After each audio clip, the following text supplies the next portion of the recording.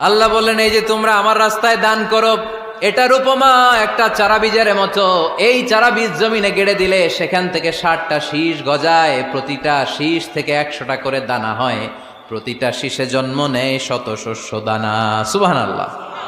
চারা বীজ ছিলেন না, মাটিতে ঢুকাই দিলেন, 60টা শীষ গজালো, প্রতিটা শীষে আবার 100টা করে দানা, মোট কটা হইল 700টা। এক চারা বীজ থেকে যেমনি 700 দানা গজায়, তেমনি 1 টাকা দান করলে এরকম 700 গুণ সওয়াব আপনার আমলনামায় ঢুকাই দিবে কে?